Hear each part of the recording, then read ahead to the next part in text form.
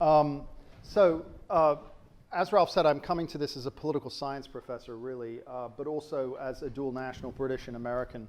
Although I haven't, excuse me, I haven't lived in Britain for a long time, I visit frequently, and my parents live in France. They're British American, and they retired in Britain, moved to France. So I have an intimate interest in the European Union, not just an academic interest, and the dilemmas that the decision of the British government to take Britain out of Europe in the ways that it is doing are likely to affect a lot of people's mobility, including my parents. So that's a particular interest that I have. The thing about Brexit, though, is obviously it's a huge topic, and I'd love to know more about what background you all have. Presumably you read the news and you're aware of what's going on. And I've presented on this in several places. Most recently in Harrisburg, which is the capital of Pennsylvania, I gave a talk, fairly wide-ranging, much longer, and I'm kind of basing this on that.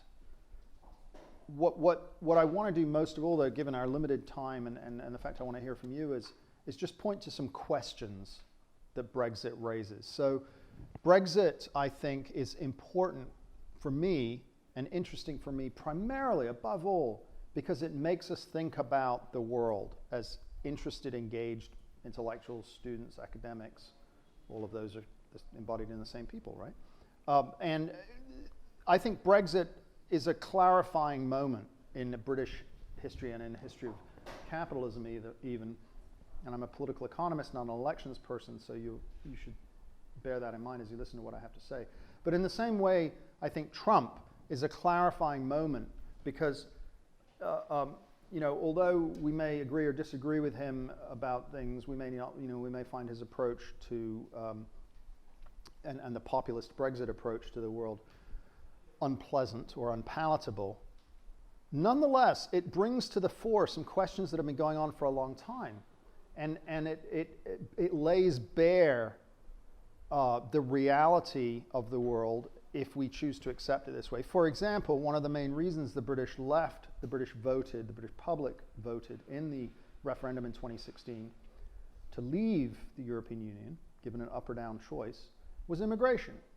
So the question then is Britain the cosmopolitan, multicultural place, which I remember when I left there in 1989, multicultural in the sense that there was a very high Afro-Caribbean population, very high South Asian, Indian, Bangladeshi population. What sort of country are we? Now, since I've left and going back, it's quite shocking, not in an unpleasant way, but surprising might be a better word, to see the number of Central Europeans and Eastern Europeans. I mean, it sounds different. It looks different in many ways. The people look different in England than they did when I left. And so one therefore has to say, what sort of country are we? What sort of country do we want to be? And the answer of the British public, at least in the referendum, was that we want to be a country with less immigration. Now, it remains to be seen if that's going to happen. And I don't think it would be a good thing, personally, from a policy perspective or a cultural perspective. But that's one of the questions. Another is, for example, the regulatory issue. Do we want to be a highly regulated country? Do we want to have regulatory harmonization? So on. Lots of questions. But let's just zip through a few slides. Again, as I said, this is a very long presentation, so I'm just going to select a couple of slides to highlight things. One of the first points is that for a long time, British and American politics were very boring. And they were boring primarily because there was widespread agreement across the political spectrum in the fundamentals of political economy. And there was a difference in style, and there were differences, there were fights between Blair and whoever, I can't say her name, but Margaret Thatcher, excuse me. These two differed over the marginal rate of taxation, but they didn't differ over whether trade was good. They didn't differ over the fundamental primacy of markets in British life. Likewise, in the United States, these presidents argued over things, if you like, or their parties at different times were arguing over things, but they essentially agreed on the fundamentals. Trade is good, We might want slightly more migration or slightly less migration. Actually, in the States, obviously historically much more pro-immigration. But nonetheless, there was broad agreement, and we call this the neoliberal consensus, right? The parties more or less agreed on most things. The arguments were narrow compared to the arguments that we had earlier, and that's not a bad thing. I'm not suggesting it's a bad thing, but it's a little bit uninteresting. But Brexit really just, and the Trump election, brought to the fore the fact that there are in fact deep conflicts in British and American society, and that they need to be addressed. And the idea, for example, that free trade across borders is just natural, normal, and an undoubted benefit to all has been questioned. And I think it's about time, frankly, because there are large numbers of people who were left out of neoliberal globalization, and those people have voted for Brexit and Trump. And it's not as if there were people on the left who were saying that all along. We had been saying this. On the other hand, Brexit is interesting as well because it's just so darned complicated, and it has proven since the election. And I've been listening to this Pratt a lot lately, and I seem to have started to take on some of his verbal tics, putting emphasis in the wrong place to make my point, and so on. But at any rate, Boris Johnson has recently become the British Prime Minister and has struggled, as did his predecessor Theresa May, to implement the results of, and I might come back to a couple of these, of this referendum in June 2016, should the United Kingdom remain a member of the European Union or leave the European Union, which is an odd construct of a sentence. But obviously, the majority of people voted, where's my results? Here we go, here are the results. A small majority voted in favor. It was not distributed evenly across the country, but 53% of Brits voted, of the English voted leave, 52% in Britain as a whole. Britain is the island to the right. And Wales and England both went strongly for leave, and Scotland to stay, which is interesting.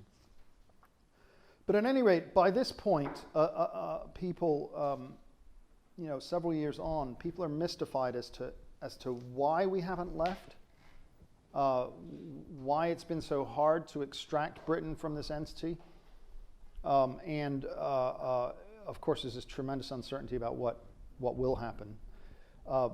After a series of deadlines, as you know, October 31st is the do or die, according to our Prime Minister, exit date.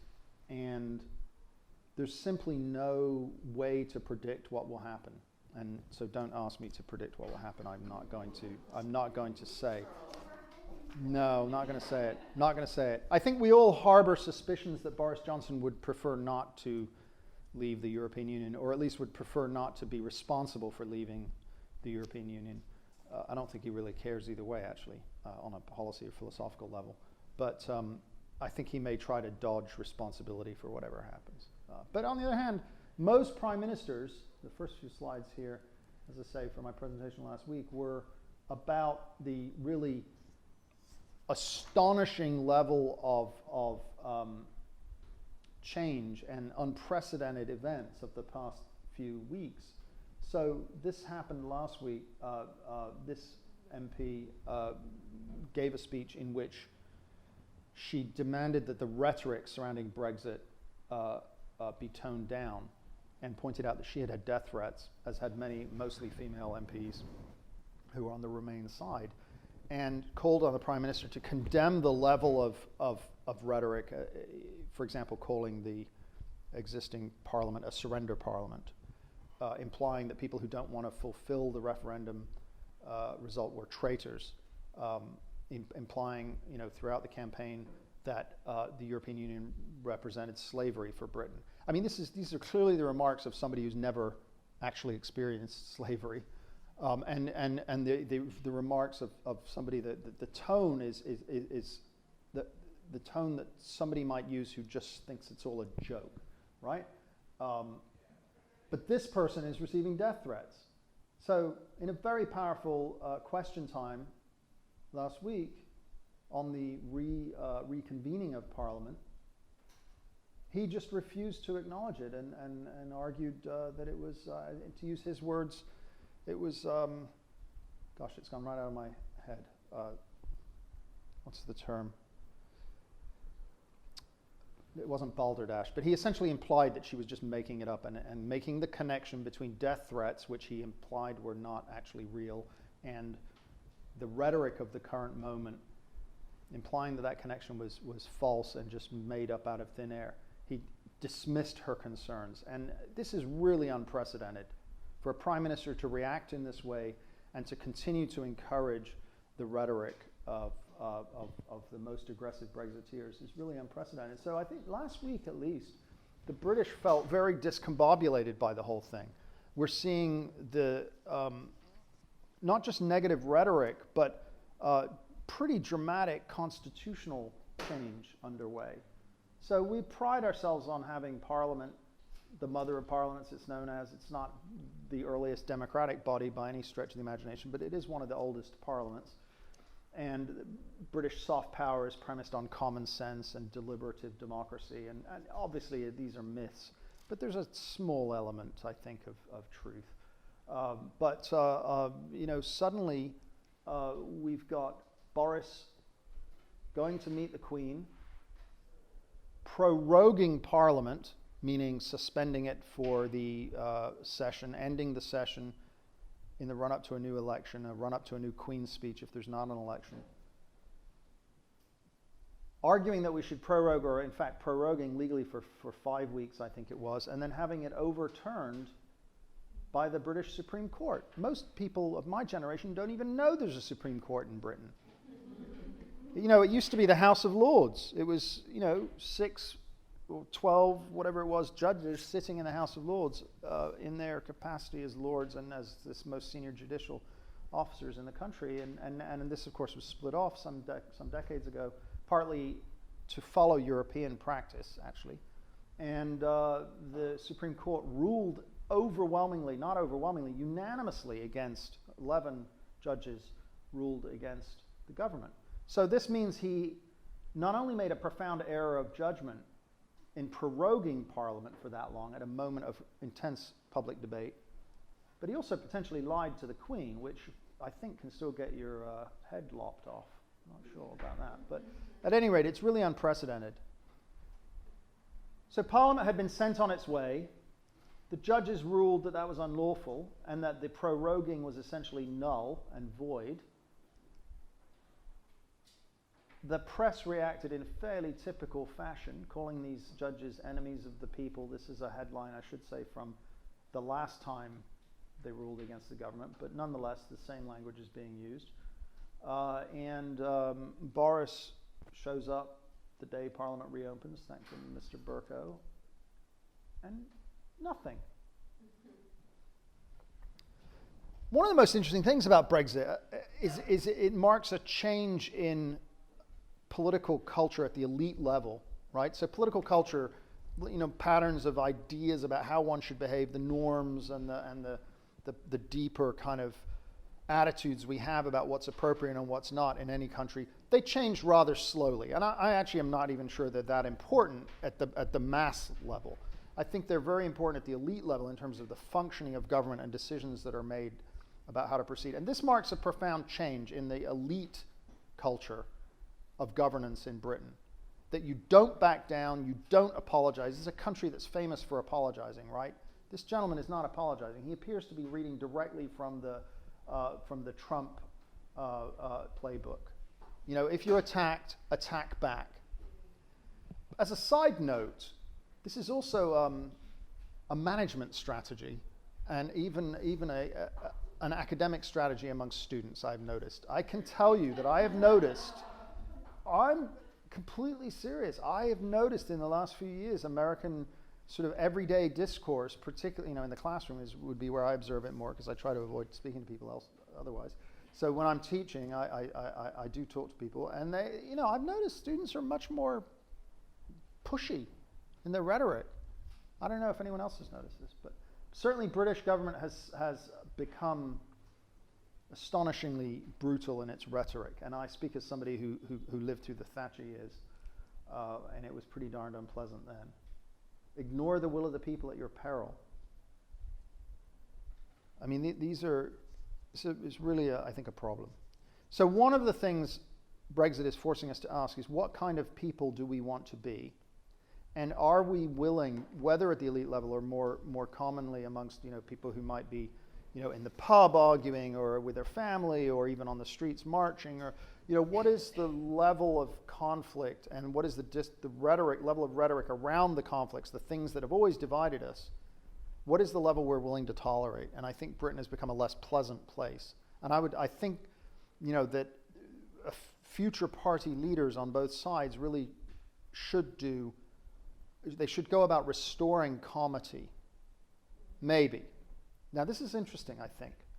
I've always been on the far left, and I've always found sort of comity in Washington, arguments about comity in Washington and arguments about comity in London and collegiality. And in fact, we can have a rowdy question time in the House and then go and have a beer together in the evening. Well, that suggests to me, I mean, yes, it's nice, right? It's a good place to work, perhaps. But it also suggests to me that somehow that things are a bit of a joke in Parliament.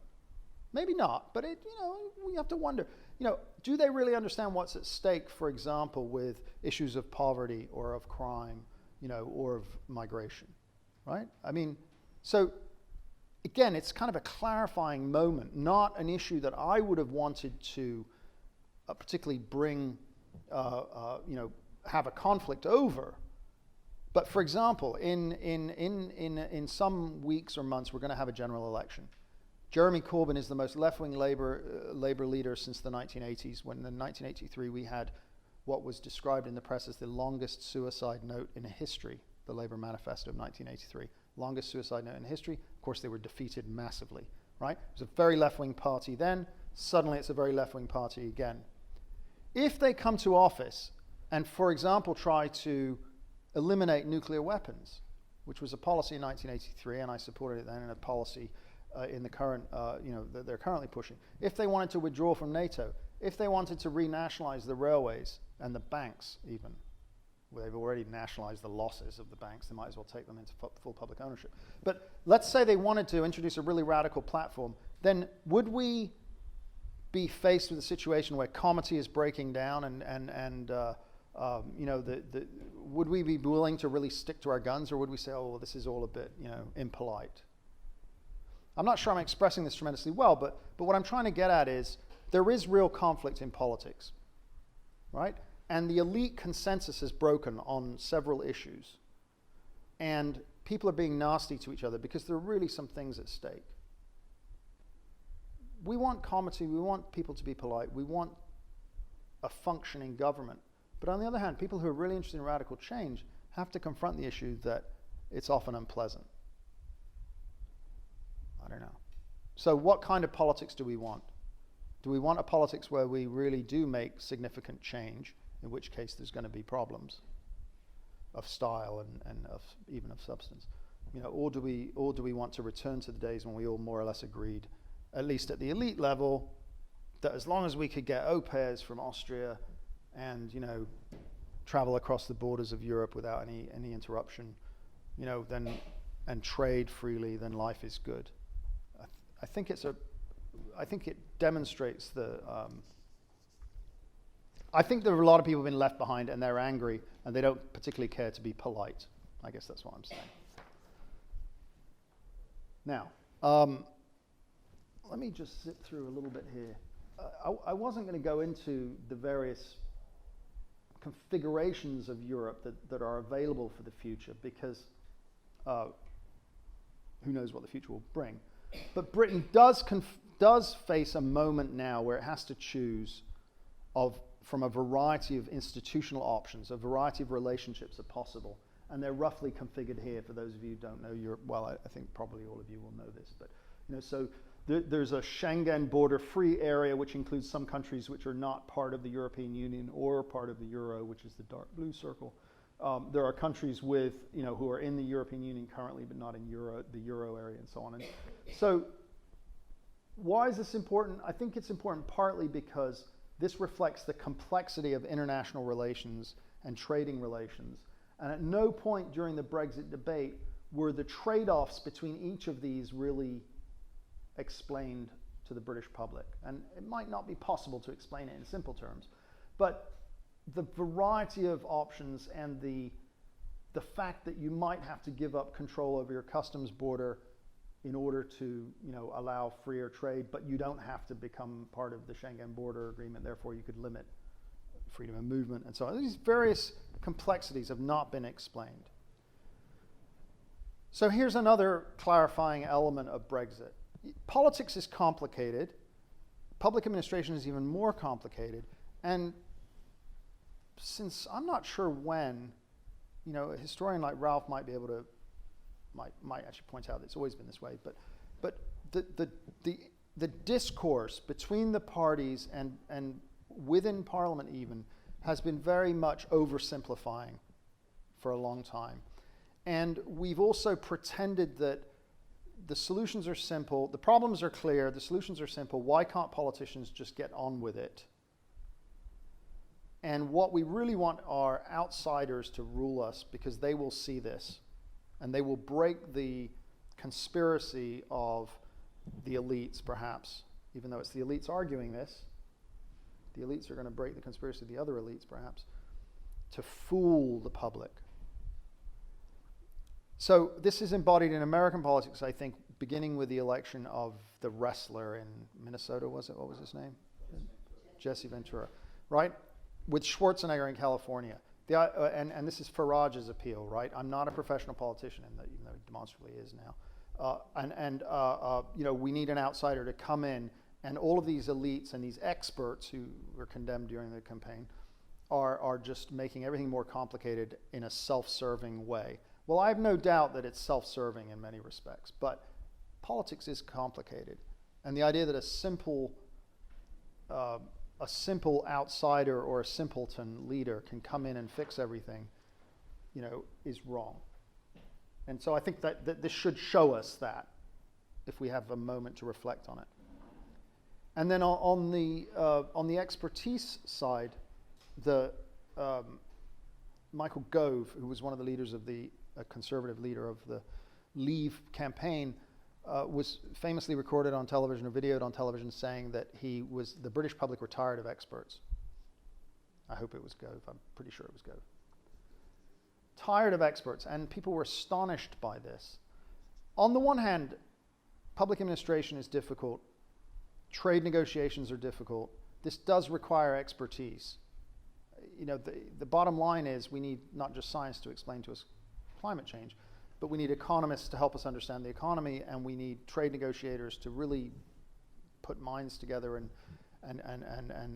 negotiate and so on. All of this is very, very difficult. But we've downgraded public service and public administration for 30 years, really beginning with Reagan saying that government is the problem and Clinton saying that the end of big government is here.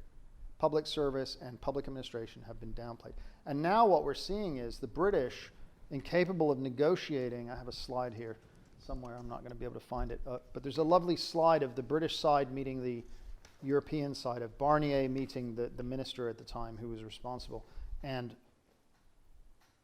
the French side, the European Union side have their papers, and the British side are just sort of sitting there with no papers on the table. Now, of course, that's probably just an accident of the timing of the photograph. But it nicely embodies the side that the British have singularly been incapable or unfit in a way, or they lack the capacity to negotiate effectively. So that rhetorically they pretended it was going to be simple, perhaps knowing it wasn't. But now that they're actually in the negotiations and have been for an awfully long time, they don't seem capable, they don't seem willing, they don't seem able. And this isn't embodied nowhere more than in Northern Ireland, where they don't seem to have understood the border. It's a shocking lack of preparation and forethought.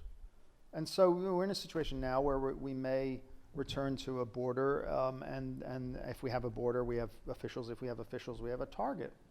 And so violence could return fairly quickly.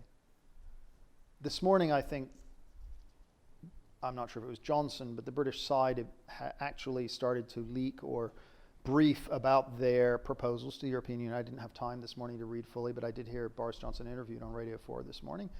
And the word is, apparently, that they're thinking about having checks on movement of stuff across the Northern Irish border 5 or 6 miles from the actual border.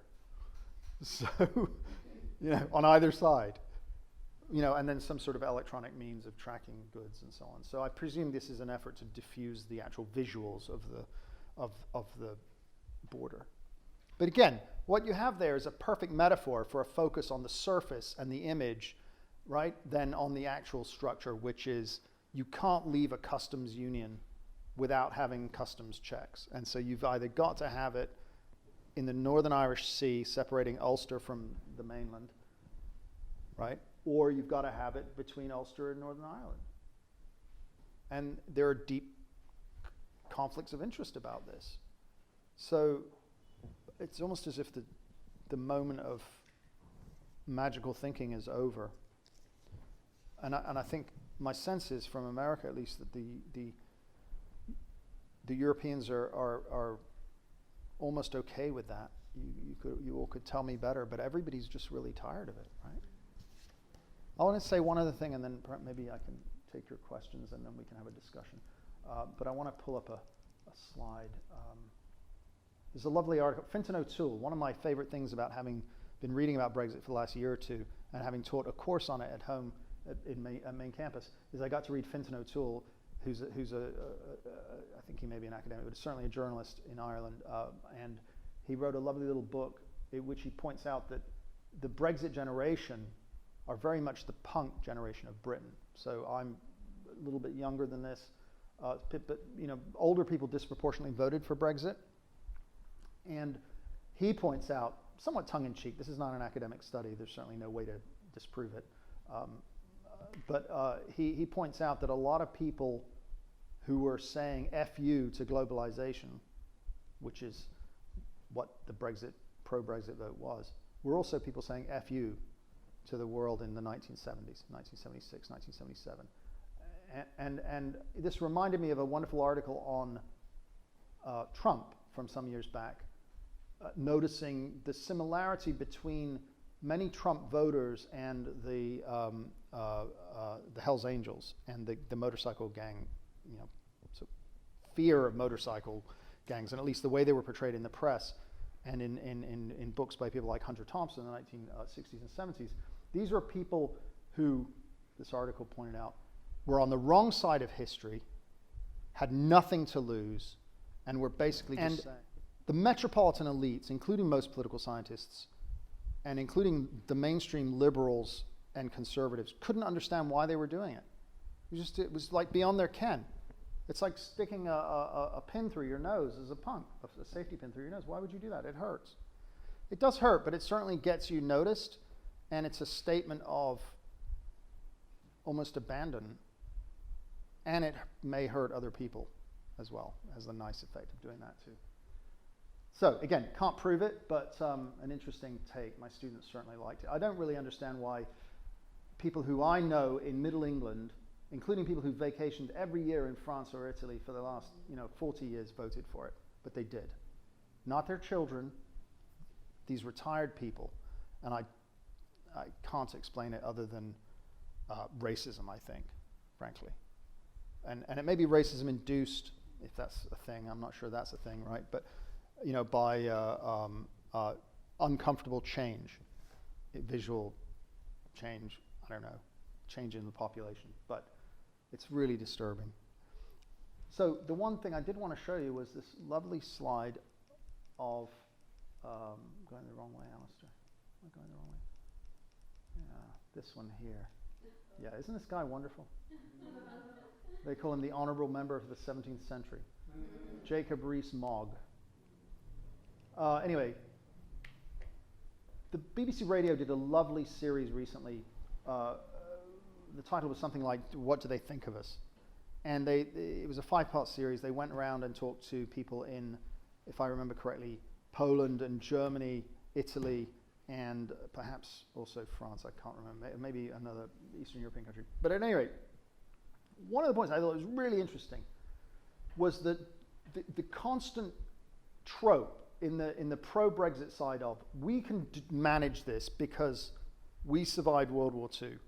And every time anybody rolled out Project Fear, the pro-EU, or at least the pro-Remain, it was never pro-EU, but the Remain side would say, if we leave, there will be financial problems. If we leave, we will have shortages of staff for the National Health Service. If we leave, freedom of movement will be limited and it'll be more expensive to go on holiday. If we leave, growth will be lower, et cetera, et cetera. And all of this was dismissed as Project Fear. And the next sentence after that was, whatever happened to British stiff upper lip? Whatever happened to going along and getting along and, I don't know, what was the meme recently, right? Stay calm and carry on. It's utter nonsense, right? Let us go forward together. And even Johnson invokes this idiotic line. But my favorite comment on this came from a Polish academic who pointed out not the simple fact that lots of people didn't survive World War II in London, but that the idea that the British suffering during World War II has anything against the British suffering on the rest of the continent, particularly the Polish, what the Polish suffered in the bombings, for example. It's just incomprehensible. It's incomprehensible to the Polish descendants of the survivors and dead of World War II that the British would invoke World War II as a way to talk about Brexit. It's incomprehensible to people who lived under the Soviet regimes or in Soviet satellite states to think that the Brexiteers would compare the European Union to the Soviet Union. So, I mean, what kind of people do we want to be? Do we want to be profoundly ignorant of our history and its comparative? It's not that we're ignorant of our history, it's like we don't see our history in the light of others' history. It shows a complete lack of proportion and of understanding. So, I mean, I don't know. I've never been particularly proud to be from any country, but I used to think it was kind of cool to be British. You know, certainly got me a few jobs over the years, right? Turn on the British accent, but thanks to American inverted snobbery. But no, seriously, I mean, it's just shocking. It really is. I can understand why people might have not loved the European Union. Ultimately, I think it's a capitalist project. I think has been a force of neoliberalism. But the way we've gone about leaving and the cost-benefit analysis, it's just astonishing. So I'll just finish with this. Oh, I'm showing my biases there. This chap sold his car or bought a new car, turned on his GPS system, and took 3 weeks driving around Northern Europe, recording the map in order to create this visual. Isn't that fantastic? Now, a clever person would have just used a Sharpie, right? So with that easy joke up, pardon? Yeah, you had a great vacation, right? Disappointing you didn't come to Italy, though. Anyway, yeah. So let me hear your questions, and then I may even have some graphics I can show that answer questions. But or what does it mean to you all? What's the? Yes. Tell me your name if you don't mind. My name is Diego. Diego? Good to meet you. I teach sometimes. Excellent. History. Oh, history. Good. Okay. So, thanks pretty much for your. It was all scattered, right? Yeah, very a great many points to debate, quite stimulating. And so, my observation here is, we have seen how a great many of the talking points of the Leave campaign were based on distortions, and this is the typical, this hyperbole, this kind of rhetoric, which we are increasingly concerned about, is one of the main strengths nowadays of populist movements, campaigns around the world. Yeah. And this is similar with what happens in the United States with Trump, etc. Now, the point is, this kind of rhetoric, populist parties, have been around for a long time, but recently they have been surging a lot. So, the point is, if so many people now are starting to believe this kind of distortions, and they are buying tells a lot about how discredited is the mainstream Yes. Nowadays. Yes. So there is this kind of problem here. And then, if you look at it, it was not the first time that Europeans rejected European integration in referendum. It Yeah. actually happened since the Maastricht Treaty of 1992. Ireland, Basically, Denmark. almost Denmark first, France and the Netherlands in 2005, Ireland in something with the Lisbon Treaty. So there has been a lot of skepticism of European integration for some reason, some concerns that may or may not have been legitimate, have usually been downplayed by, again, by the mainstream elites. So there is this problem. Then there is also another point: is this cleavage. You pointed out to the generational cleavage. Okay, older people voted for Brexit, and the younger didn't. There were also other there was a geographical cleavage usually. People in big cities voted in favor of Remain, and rural areas voted again for Leave. There was a class somewhat divided. So lower. People with lower degrees of education and lower living standards, more struggling with employment, were usually more keen on voting Leave. Yes. And this is something that happens again on a European and on the Western level. Yes. So you can see the same kind of cleavages in the United States. Yes. You can see the same kind of cleavages in Yes. France, for example. Yes. So the point is, maybe could it be that we haven't been paying attention to something that was rather legitimate? So some kind of concerns were rather legitimate. Right.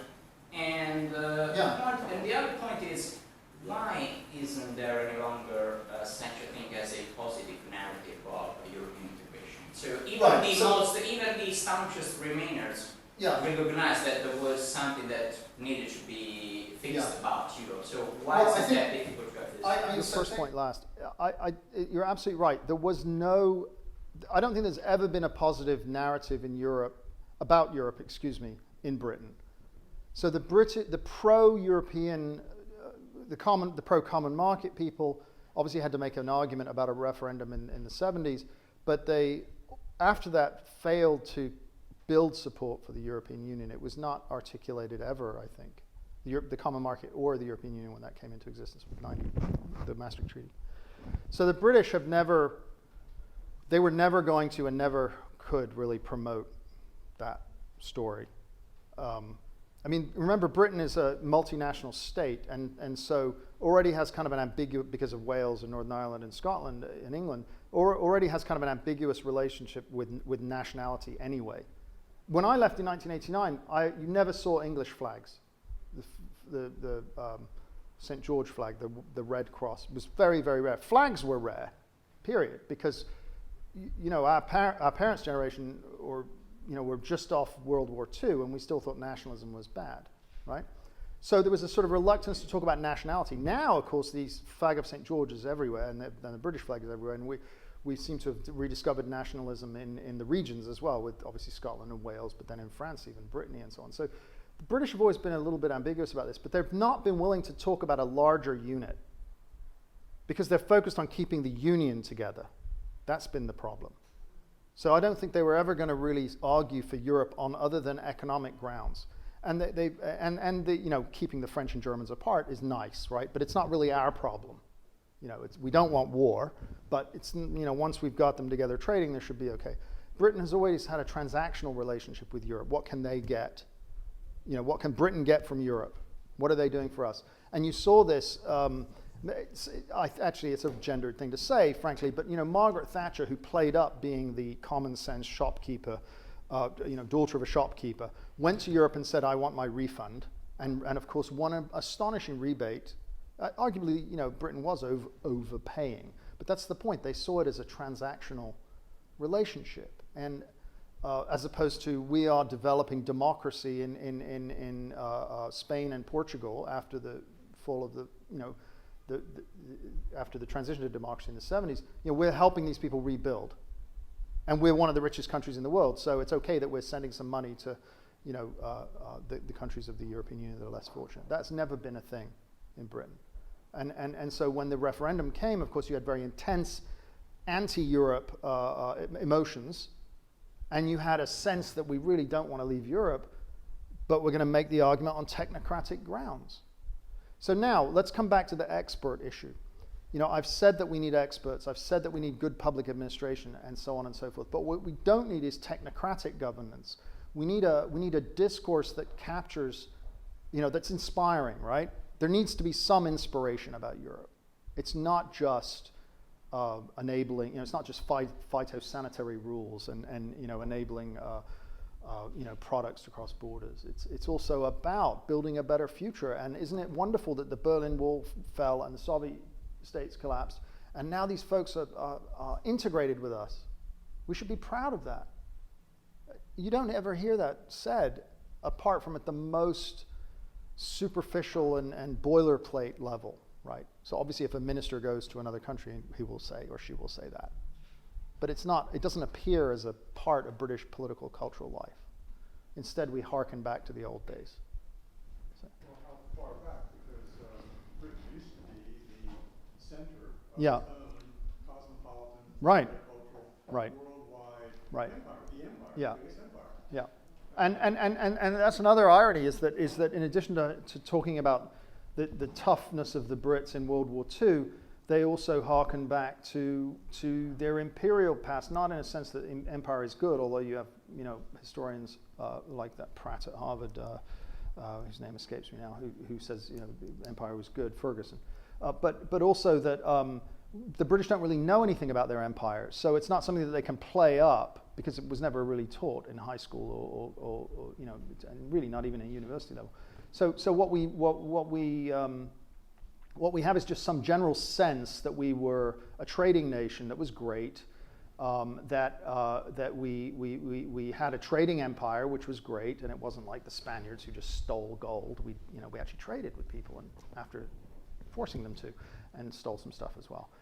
But this idea that we can be the global cosmopolitan again has sort of come out, but it's not fleshed out. It doesn't have any vague references to the Commonwealth, which was the legacy unit after Empire. It doesn't really hold water. It doesn't have any substance. So I don't know. And again, on the far left, in the 70s and 80s, there was a group of us who thought Britain could be neutral and lead the neutral world. Come out of NATO, get rid of nuclear weapons, and then unite the new former colonies like Zimbabwe and there's countries all over the world who were looking for leadership from a non-totalitarian state, perhaps with a troubled, certainly with a troubled past. But that you could have actually shaped something progressive at that moment, or we could have sort of fought more within Europe to make the European Union more progressive. Christopher Caldwell, some people don't seem to believe me when I talk about Europe as a neoliberal project or as a capitalist project, at least in America, and that may not be a problem for this audience. But Christopher Caldwell, the conservative writer in the States, and he's written for the Financial Times as well, I was reading an article by him in the Claremont Review last week, and he said, and I quote, the EU's main accomplishment, and he means his goal as well, but its main accomplishment is to, quote, impose economic deregulation on elected national governments wherever they have resisted it, thus grooming Europeans for global capitalism. And we can see that obviously in Greece, right? But this is not something that a British conservative would recognize as true. They see it as a socialist conspiracy since Maastricht. So nobody has really figured out what Europe is doing, or figured out a way to use what Europe is doing in a narrative that would support positive political change in their own country. I think that's at least in Britain. I don't know about Europe. So I have a comment, and then I would like your opinion. Okay. So it struck me when you showed the picture of the Cotswolds or whatever that pretty little place was, that you were surprised that the people that took, had advantages, let's say, voted differently than their children. Yeah. And that's striking to me, because I feel that when in the last election in America, I was struck by how many people I actually knew, not many, but a number, that had voted differently than I did. and what their Yes, what it's their interesting. reasoning was. And you say racism, I say I agree to a Yeah. certain, and it's to keep the status quo, and they're trying to protect what they have, and they're afraid of change and all that good stuff. But what struck me is that, and your other slide where it showed that it's so close. I mean, really, when you had the slide, Yes. what the percentages were. Yes. So it feels like no one's going to win to me here, and so Well- I want you, if you. Well, yeah, I disagree, actually. You think, I disagree. And I mean, some people got in trouble for this before the election because they didn't expect Trump to win. And so maybe it backed off a little. I'm thinking of Corey Robin, who's a lefty political scientist who's getting some good press at the moment because he just wrote a fantastic book on Clarence Thomas, which you might really be interested in reading. It's really the first close reading of Clarence Thomas's work. But at any rate, his argument was, and I really buy this, was that these people are all on the wrong side of history. And I think, like fascism, I'm on dangerous ground here, I recognize, but like what I know of fascism in the 1920s and 30s, this is, and also of Islamic terror, frankly, these are people who are losing. And their fight back is violent and needs to be resisted. And it's not to say that they can't reassert themselves in ways that are profoundly damaging. But look at who voted for Brexit. People who have no economic future and old people. Look at the debate in America right now. I mean, everybody's talking about Trump's anti-immigration policies. First of all, his policies, he doesn't have any real policy leverage. The arrests have gone up somewhat since, but not deportations. They're still lower than they were under Obama. And look at the discourse around immigration in Congress. The entire Democratic Party is basically now saying more or less open borders. I mean, there really is no popular dominant opposition to immigration in America. There are a lot of people who are really unhappy. Now, unfortunately, they also have guns, and they have some state houses. But again, these are folks who are really in a minority. I mean, in 20 to 30 years, demographically, they won't matter at all in America. I mean, history's on our side. You can tell I was a Marxist, right? But no, I mean, really, I think it's the dying gasp. And I'm not minimizing. I'm not saying it doesn't mean that people don't get hurt. People get hurt, and it's terrible, and we need to fight it. And it would be better if it wasn't happening. But this is, I think, a dying gasp in many ways of an older order. Now they can do a lot of damage for sure. The discourse, right? And I didn't really talk to that, but the amplification of the far right. And to a lesser extent the far left, but it is not an equal thing. The amplification of voices on the far right has distorted them and made them much louder than I think they are, right? I mean, there were like 11 million members of the Klan in the 1920s in the United States. There are not 11 million neo-fascists in the United States now. There are hundreds of thousands, and they're very dangerous, and they're probably better armed than the Klansmen were in the 1920s. Okay, so I'm not downplaying the danger. I'm just saying. Klansmen in the 20s included an awful lot of police chiefs and. That's right, right, and I think that's less true now. Police violence in the 1970s was way worse, let me tell you, than it is now. Now we see it, and that's again the clarifying moment, right? We see it now. But if you were a young African American kid or a young, I have an Asian friend in Philadelphia. I mean, those kids were getting beaten constantly with no recourse whatsoever by cops in the 1970s in Philadelphia. It is way better to be a young kid now in Philadelphia than it was then. They don't realize this new generation. So Right, because they hear these voices amplified. Everything. So Right. It seems to them as if it is a lot, where you can compare it still with another generation and see the differences and actually say it's a pretty peaceful place. Yeah. Where people, they get everything to their smartphone, it seems like Right. the world is on fire. And But the world is not on fire. In the 1980s, the world was about to be destroyed. generation, and they don't what the amount of things that come into their Yes. smartphones looks like something beyond. So I think it's your challenge. Yeah, and Because I don't understand these technologies. I think we have to counter that maybe. Education, and there I agree. Yeah. There's a lot of things that we can do to make sure that history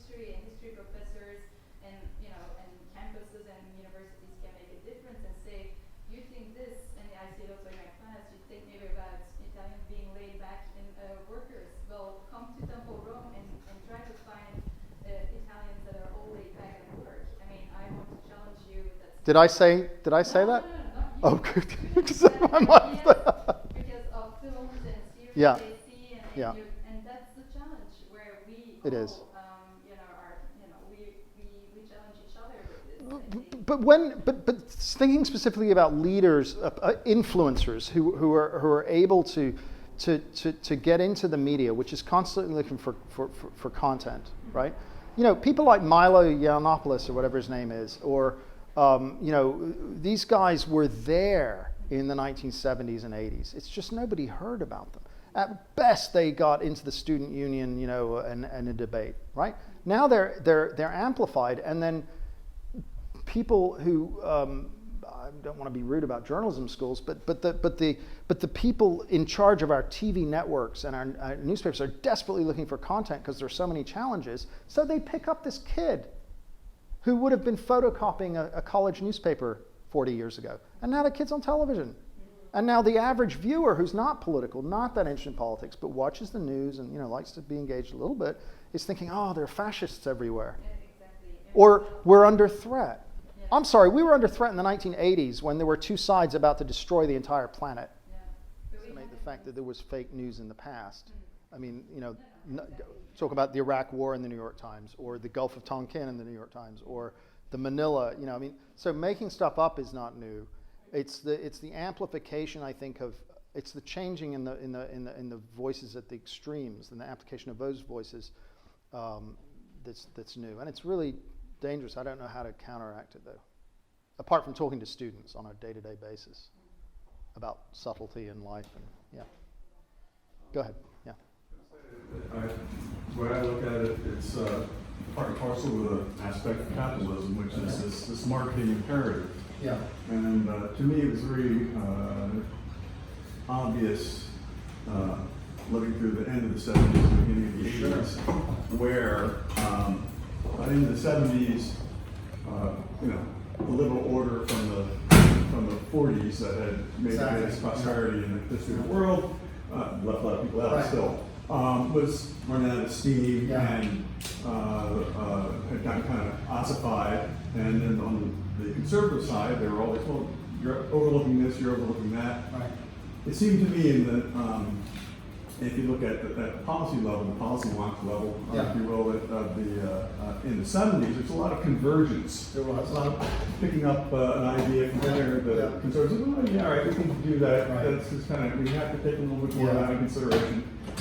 And it actually came, well, I can't get too elaborate about this, but let's skip to Reagan. Reagan comes in and legitimizes all these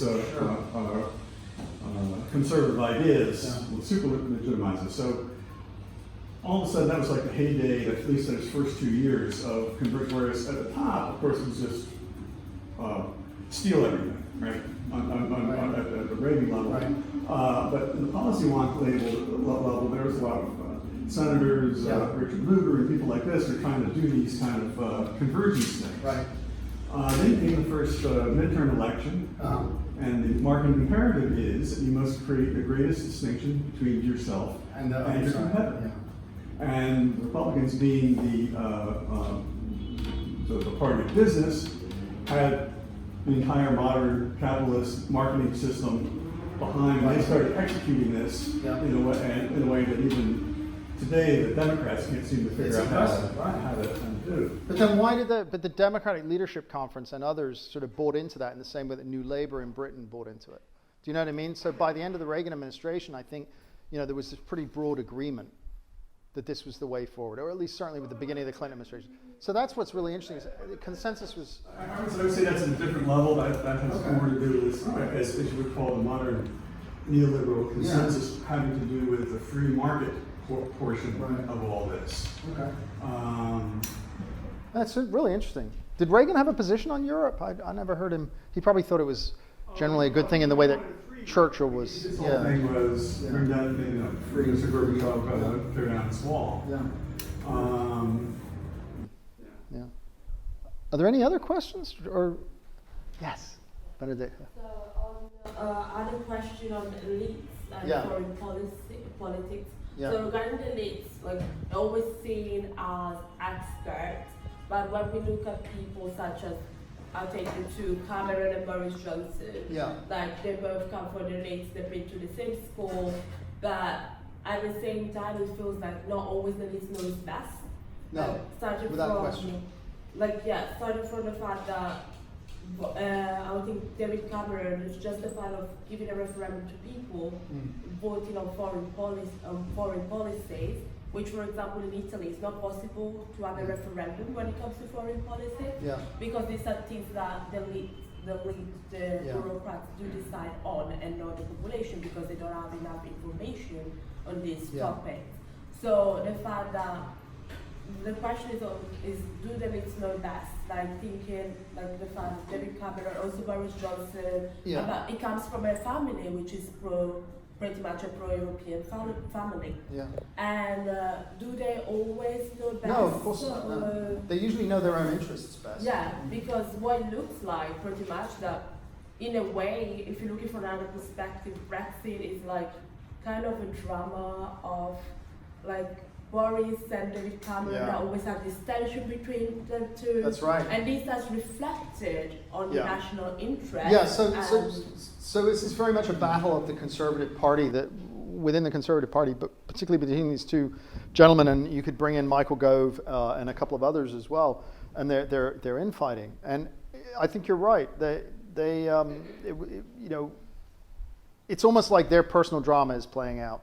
Yeah. Now, the referendum question is interesting, right? Referenda is not something that the British have historically done a lot of, and arguably it's a European import.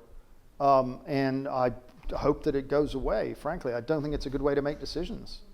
It really isn't. I don't think we should have elite government. I mean, there's no alternative to elite government, but I think that we should recognize that there's a need for a professionalized administrative class of the kind that you had in France, or used to have in France at least.